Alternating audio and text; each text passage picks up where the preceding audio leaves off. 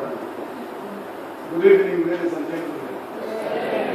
I'm happy that the compound is here.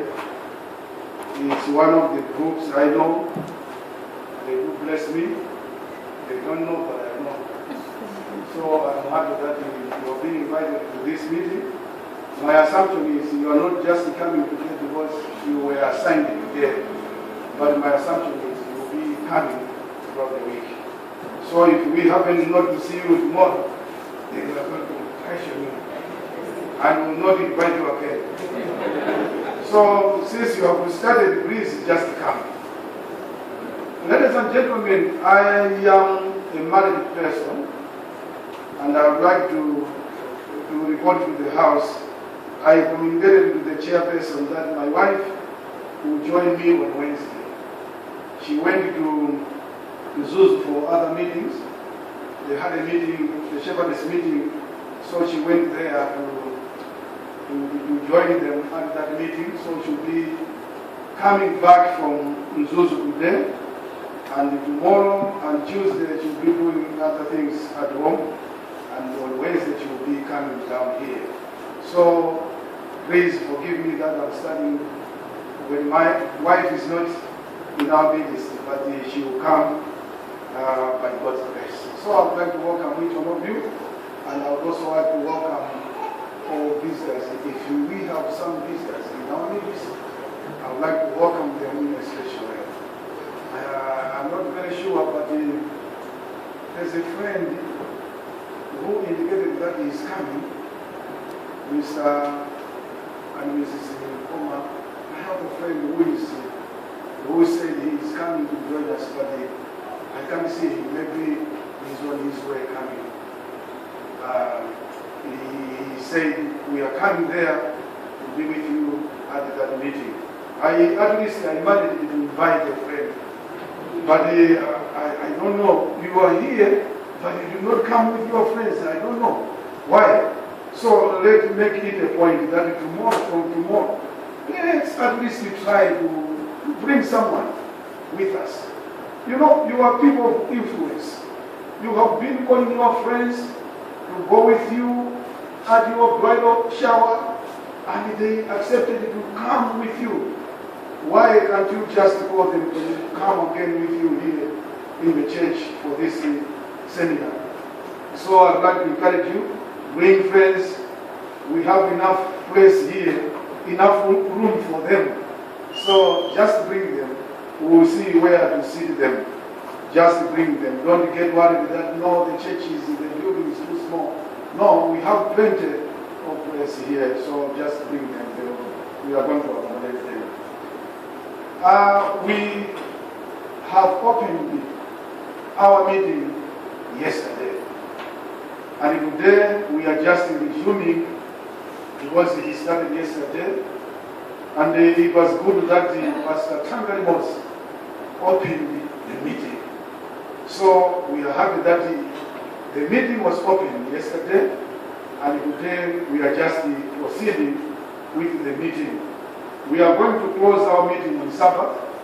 And in the afternoon we are going to give you time for comments. We'll allow more comments and we'll allow only 2 to 3 questions because questions are very different. But the comments are at least easy. So we are going to allow more comments in the afternoon on Sabbath. So this time, we are not going to give you any time to ask. But if you have something which you want to bring to our attention, just keep it and we are going to handle that one on Sabbath in the afternoon.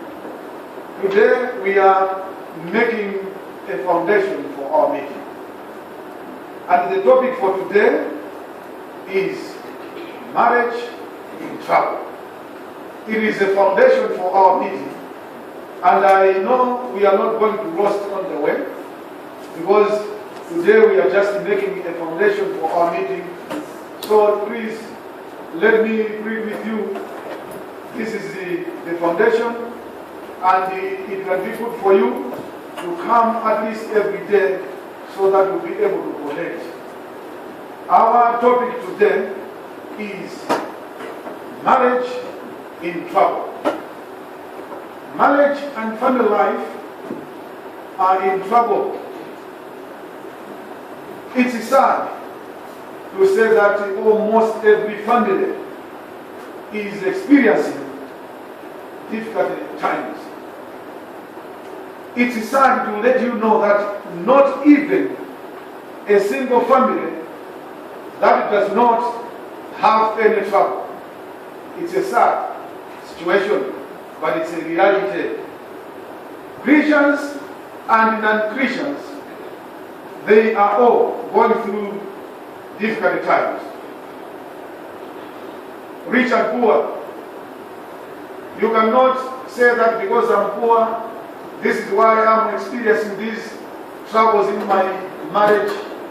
No, even those who claim themselves to be rich, they are also going through the same difficult time.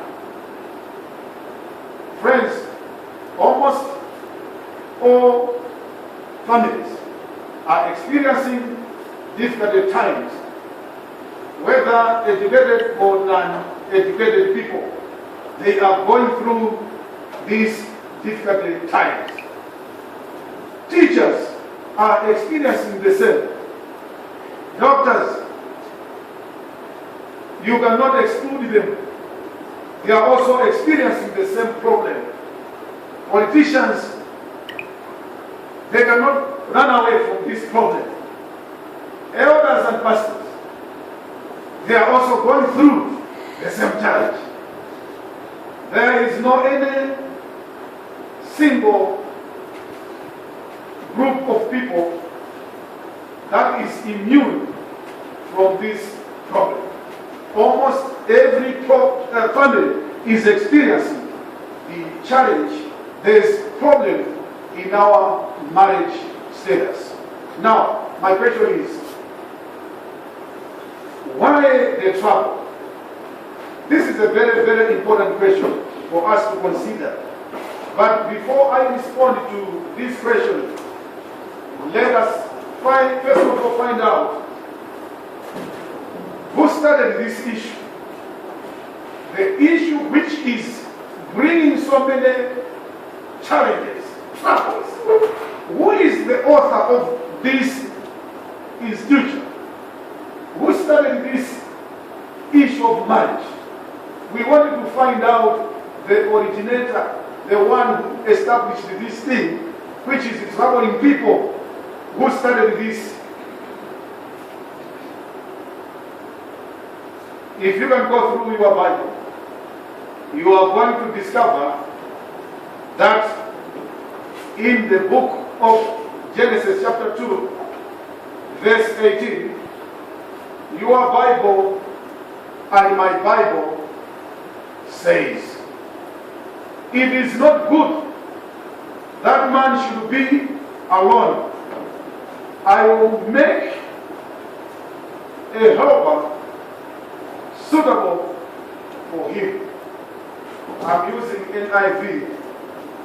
I like the way this verse has been written in NIV, especially this way.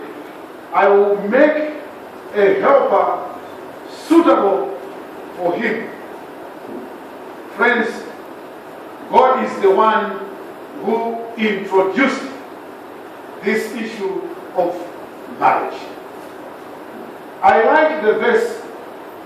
The verse says, he made him a helper suitable for him. It's a very, very interesting verse. A helper suitable for him.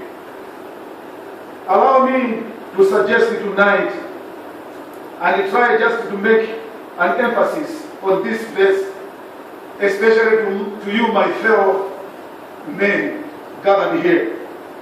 My dear brethren, my fellow men gathered here tonight, let it be known to each one of you that the wife which you have is only suitable for you. God made a helper suitable for him. So the wife which you have is suitable for you.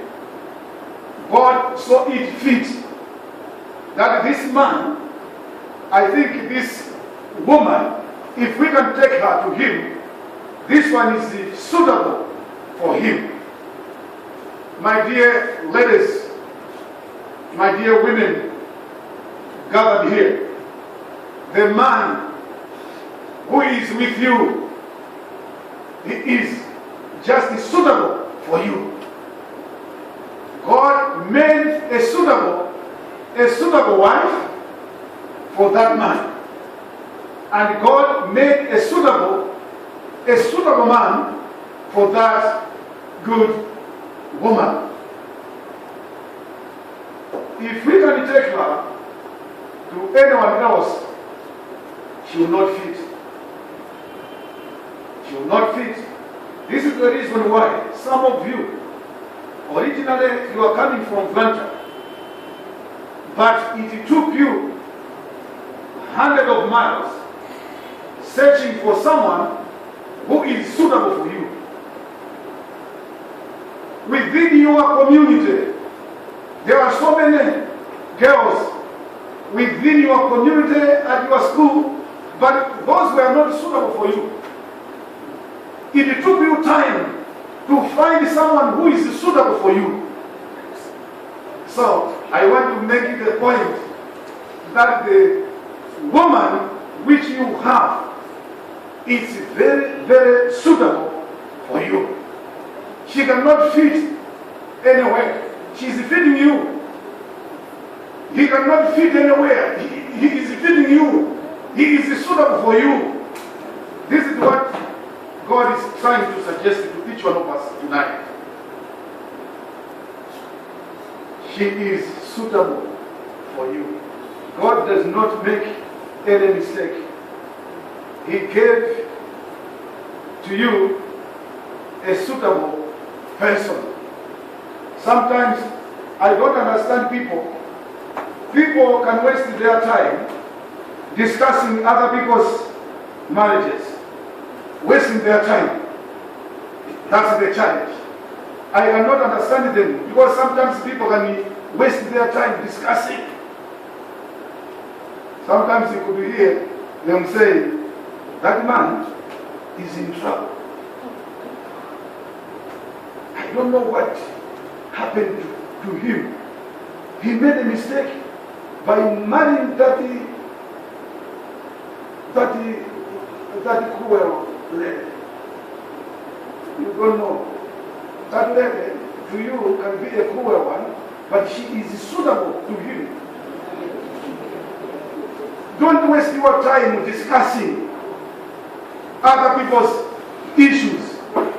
Because according to this Bible, my Bible says, she is very suitable to me. He is very suitable to you. And I don't think God can make any mistake. So stop discussing other people's marriages. Because you always discuss. The man is very quiet, peaceful, but the wife is cruel and stubborn. God saw it fit that the cruel lady should get married to the man who is so quiet. She is suitable for him. Do not discuss other people's issues because that one is suitable for him and she is suitable and he is suitable for her.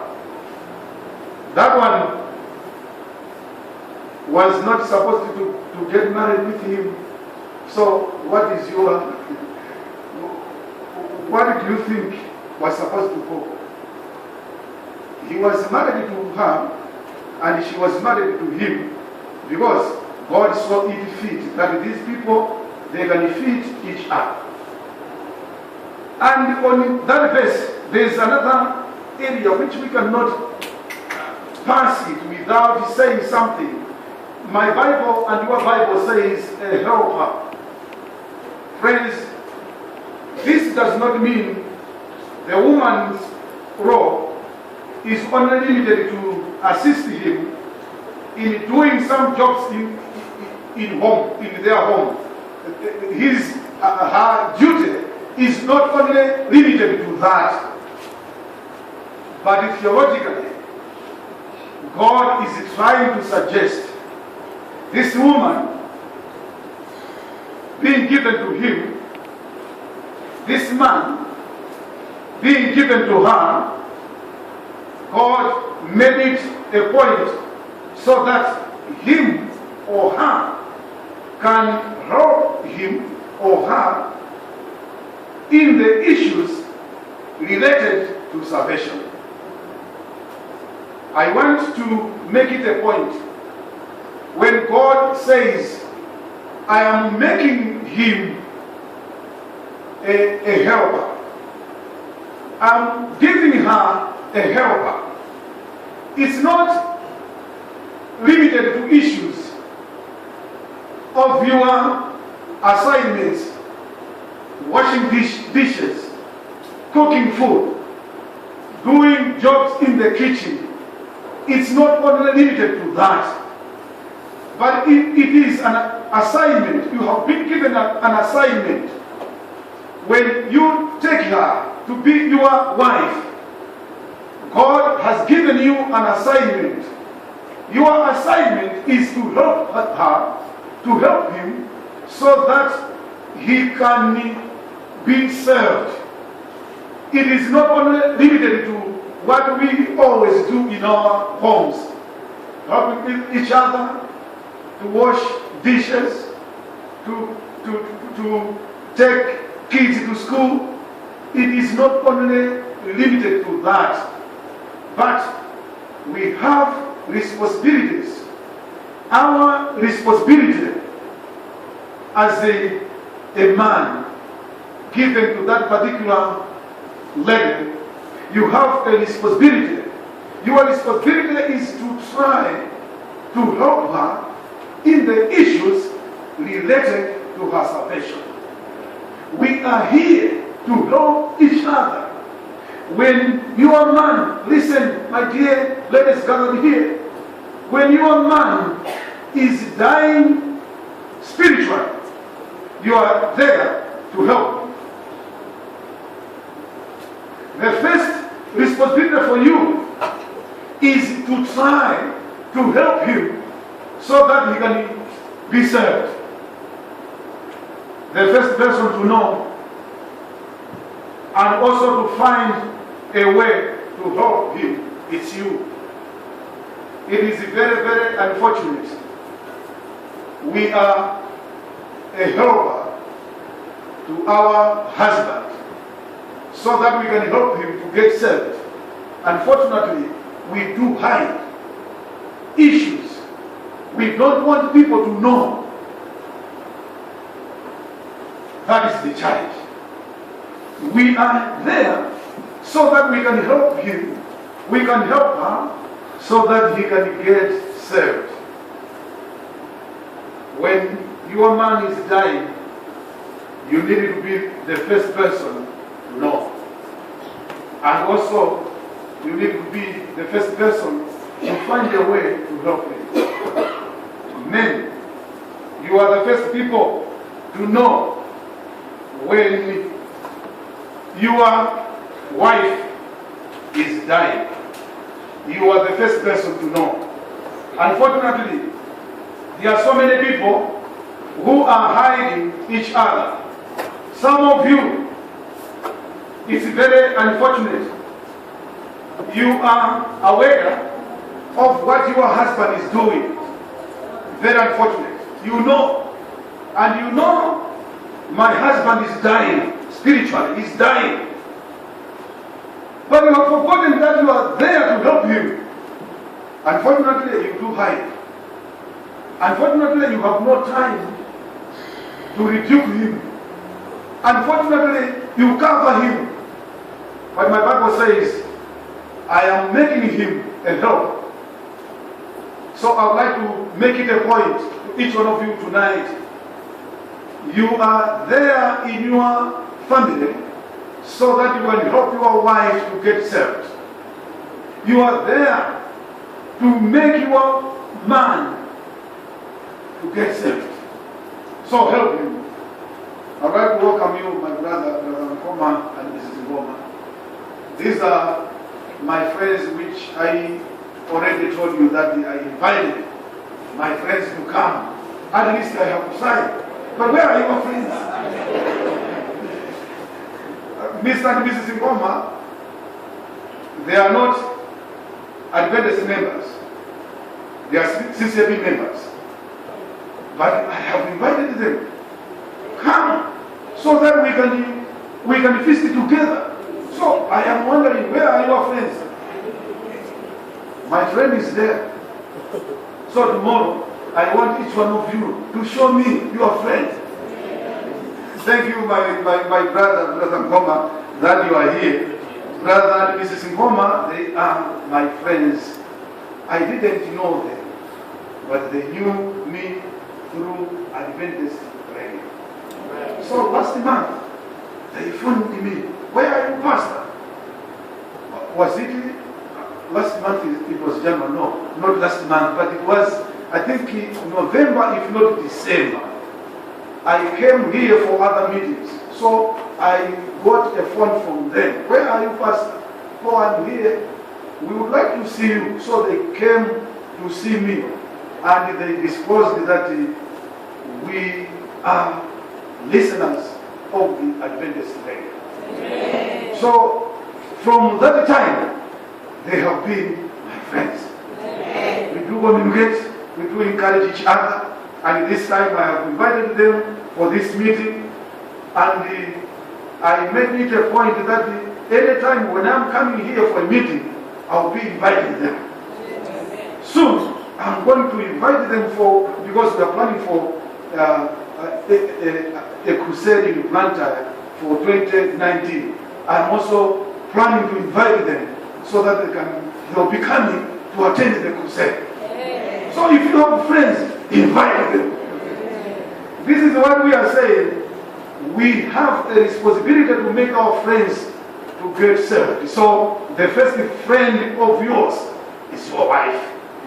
If you see her, that my wife is dying in her spiritual life, my husband is dying in her spiritual life, our responsibility is to help her, to help him, so that he can change, and one of these days, he or she can also be one of the people to be taken by Jesus Christ to heaven. Unfortunately, there are so many people who are hiding each other.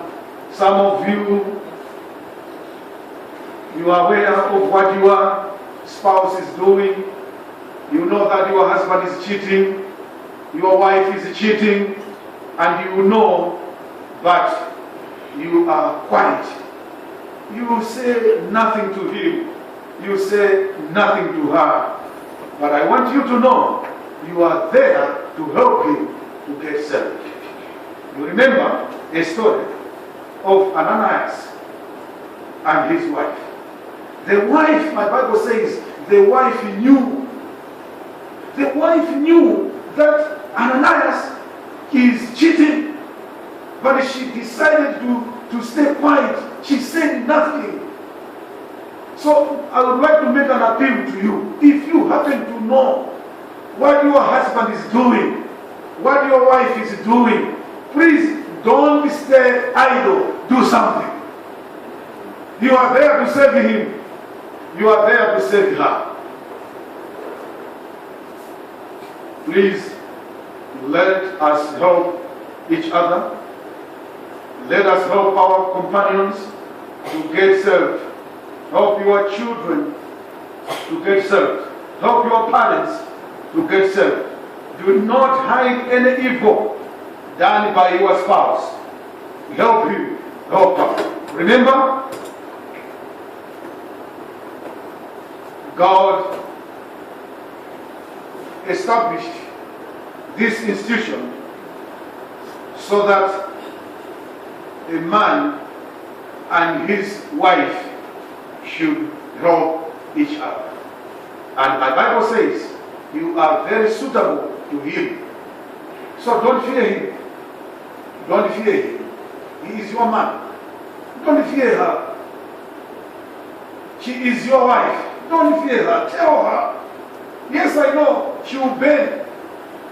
I know she will lose her temper. But at least you have helped her. And you will rejoice that although you are saying this and that, but at least I've communicated the truth. You have to change. You will boil. But after some few minutes, you come back to his senses. You will appreciate that my wife has communicated the truth about what I am doing. You are the only person who can approach your husband. You are the only person who can approach your wife. You are the only person. Don't wait for a deacon. You know the issue. Don't wait for a deacon. The thing is being done by your husband. I'm going to report you to the deacon. Why can't you just help him? Find a way of helping him. Don't take your family issues to report it to the deacons. You are there to help him. You're wasting your time reporting your family issues to the deacon. Why can't you help him? Why can't you help her? You are the best person to help. Now, the Bible has made it clear that the marriage was established by God, and he declared it would be good, and God blessed it. Listen, it was not God's intention that people should not enjoy the family life. That was not God's intention. God was happy and he blessed the family. Now, my question is, why are they trouble? The answer is simple and clear. The devil knows what it would mean to him here on earth if family life was stable and happy.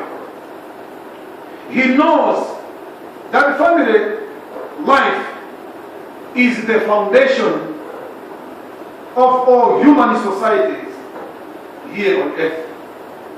The church, the government. For the church to be a peaceful church, a strong church, that cannot happen if we have confused families. And the devil knows, if I wanted to destroy Kabula church, the method the devil can use is not coming direct here in this church to confuse the church. But what he will do, he will make it a point that in your families there, things should not work. Because if we can have confused families, the church will also be confused. This is what the devil knows. If family members for Kabula church are happy, they will in turn make Kabula church a happy church. Listen, the way people are in their family life will be reflected in all other human activities. Say for example, children who have been troubled at home by parents will also trouble other kids in the school. A teacher who had a quarrel with his or her spouse, that one will also be reflected to both the students and the fellow teachers.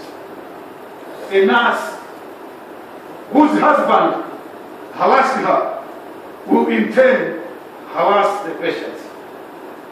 A soldier who is frustrated in the home will show it to civilians on the road.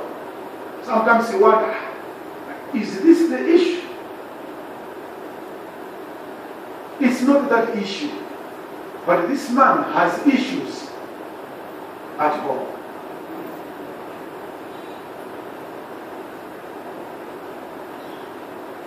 a pastor or an elder who has no peace at home will trouble church members. A bus conductor who has some challenges at home, he will or she will give passengers a hard time. He can easily drop you at the kind of corner shop when your stage is not there. He will drop you. Don't think that he is doing that because you are a passenger. No, the man is frustrated. So he is communicating what he is experiencing back home. What we earn at home will be reflected wherever we go. Now, my question is, what went wrong?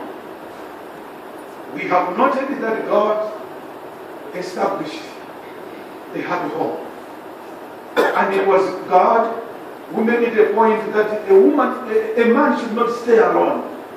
I will make him someone who is a suitable person for him. What went wrong now? The truth of the matter is that sin has affected the family life. People are no longer experiencing happiness, which was intended by God Himself. This is why Paul says the whole creation is mourning. The whole creation is in pain. The whole creation is weeping, according to Paul in the book of Romans chapter 8 verse 22. Sin has brought sorrow in many homes. Marriage to many people is no longer a blessing. Many homes are like prison cells. It is very sad to say that. There is no more love, there is no more peace, there is no more happiness in many of our homes.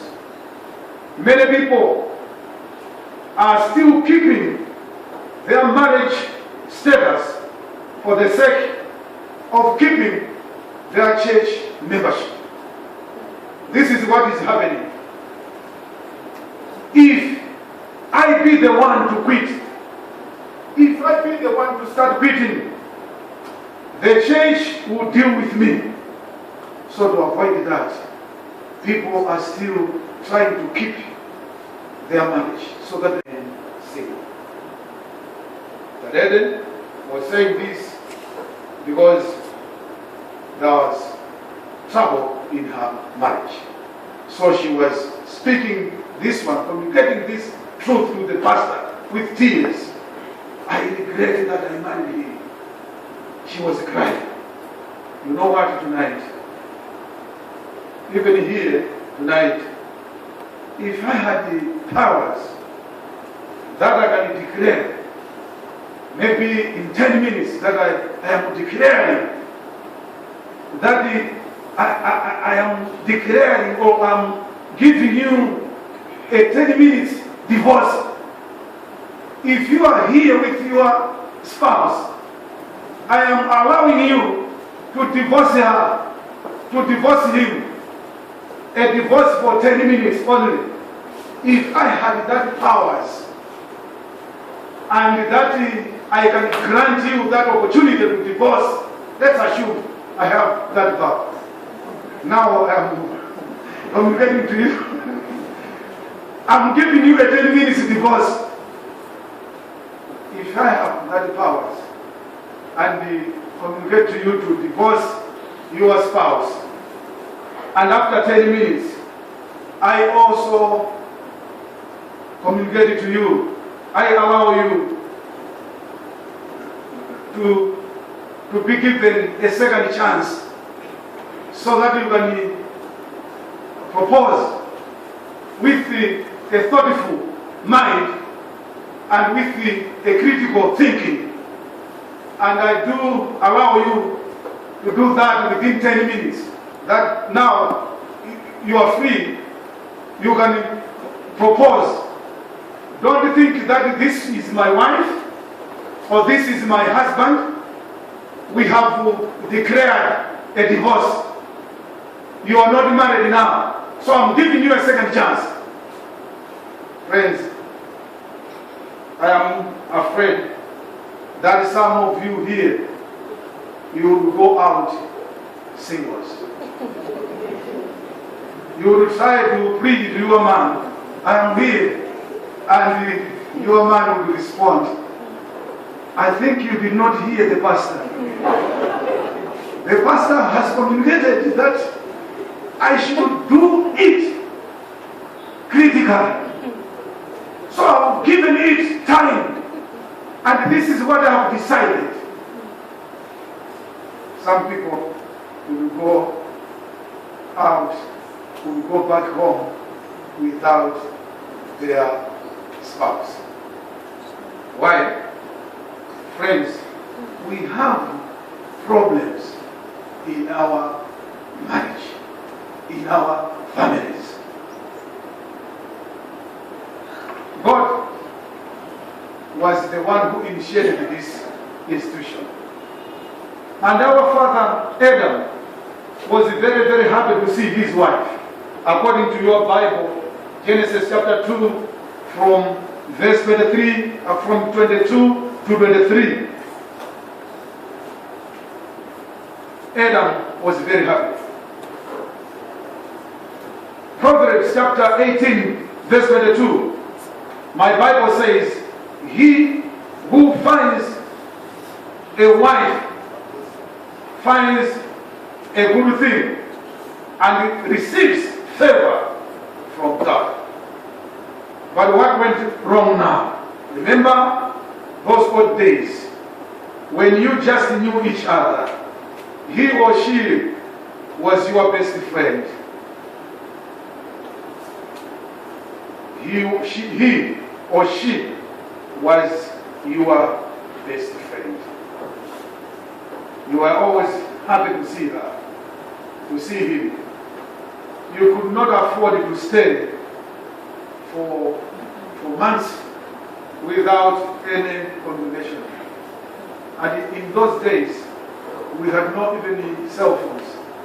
People were communicating through post office. They were writing each other. But now, what went on? You have cell phones. You can communicate to your spouse.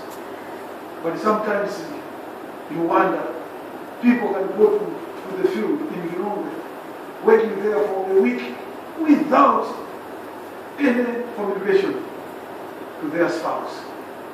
Yet they have cell phones. But in those old days, they were best friends. They could try to find a way of communicating with each other.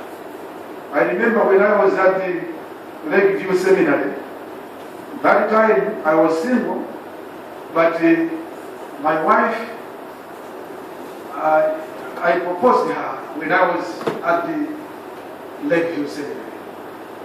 And I was the one who was going to the post office.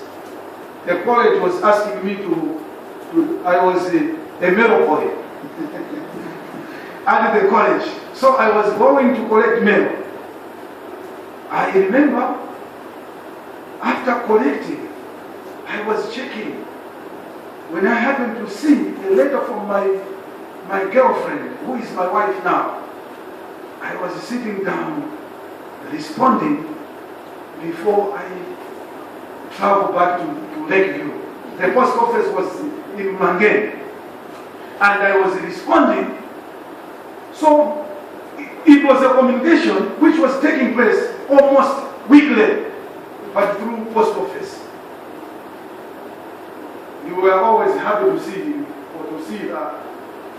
You could not afford to stay without seeing her. But now, what went wrong? Malachi chapter 2 verse 14. You ask, why?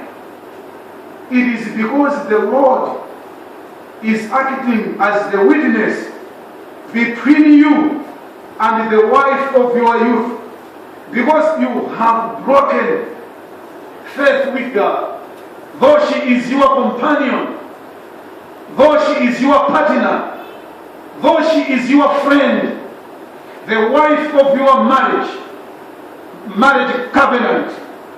Friends, what went wrong is the friendship element which was there before is no longer there in your family. According to Malachi, she was your friend, he was your friend, but now you are cheating on her, you are cheating on him, but she was your best friend, he was your best friend, but now you are cheating on her. What went wrong, my dear friends, tonight? What went wrong is the friendship element in most of our families is missing. That element, the element of taking her as a friend, taking him as a friend, that element is missing. There is no love in marriage. As such, people are tempted to go out so that they can look for someone who can be a friend. In most of our homes, the friendship element is no longer there. So people are tempted to go out, to leave their wives, to leave their men, because they are searching for a friend. They are searching for someone who can be a friend. So I would like to encourage you tonight. Be a friend to your wife. Be a friend to your husband. That element is the one which has destroyed our family relationship. The friendship element is missing. You are not treating your wife as a friend. You are not treating your husband as a friend. So that element is missing. I would like to encourage you tonight. Be a friend to your wife. Be a friend to your husband. Friends love each other. Friends protect each other. Friends wish each other well. Friends never talk evil against their friends. Be a friend and remember where you have fallen. According to the book Revelation chapter 2 verse 5. Remember where you have fallen. Revelation chapter 2 verse 4. You have left your first love. My dear friends, we have a problem. Marriage in trouble. Our marriages are experiencing troubles. Why? We should remember where we have fallen. We have left the first love. We need to come back to our senses. We should come back to see her as our best friend, to see him as our best friend. Remember where you have fallen. Our first lesson in summary, we are saying marriage is in trouble. Family life is in trouble. Why? Because the devil knows if I can confuse these people, if I can bring to them disagreements, I am going to confuse them. They will no longer love each other. As a result, their marriage status will be confused. So I would like to make an appeal tonight. Remember where you are falling. Your wife should be a friend to you, a trusted one. Your husband should be a friend. You should now start missing him, missing her. You can make it a point. Remember what you were doing when you proposed her to be your girlfriend. Remember. what you are doing. If you proposed her from a nearby village, you know what you were doing. You were escorting her, and after arriving at her place, she was also telling you, can I give you halfway? You were just talking to each other, communicating to each other, and you were never tired speaking to each other. But I am wondering that today, the very same person, you have no any interest talking to her. She has turned to you as an enemy. She is no longer a friend. You can even not step on her toe. If she can step on your toe, the way you are going to talk to her, and she will know that you are a man. But in those old days, she was doing the very same thing. Accidentally, she was maybe stepping on your feet, and you were just saying, it's okay, don't worry. The pain was there, but you could not feel it. But this time, the very same lady, if she can try to step on your toe, and you will know. Now the pain is there, but in those days, the pain was not there. Friends, why is she not your friend now? Why is he not your friend now? It is my prayer that my wife, your husband, should turn to be a very good friend of us. May the Lord bless each one of you. Amen. Amen. Thank you so much, Pastor, for reminding us about our first love. There are some of us who have never, who don't really have a relationship with our wives. You know, we can't even remember the last time that we laughed. You know, really laughing, you know, from our lives with our. We have to rely on somebody else to make our wives laugh. No, let us laugh. Let's have a relationship. Thank you so much, Pastor, for this sermon tonight. We will now close with the same hymn, number 579, which is our theme song, number 579.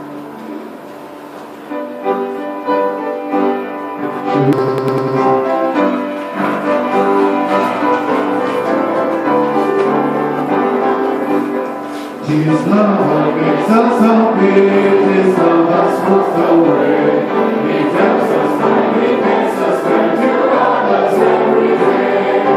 God is love, we as little children. God is love, we would be like Him. His love that makes us happy, His love that moves away. He tells us that He makes us turn to others every day. This world is full of sorrow, of sickness and sin. With nothing matter to our heart, and cries of soul to bring. God is love, we as little children. God is love, we would be like Him. His love that makes us happy, His love that smooths the way. He tells us why He makes us kind to others every day. And when this life is over and we are born above, our soul shall be eternally of Jesus and His love. God is love, we as little children. God is love, we will be like Him. His love that makes us happy, His love that smooths the way. He tells us why He makes us turn to others every day. Once again. God is love, we as little children. God is love, we would be like Him. His love that makes us happy, His love that smooths the way.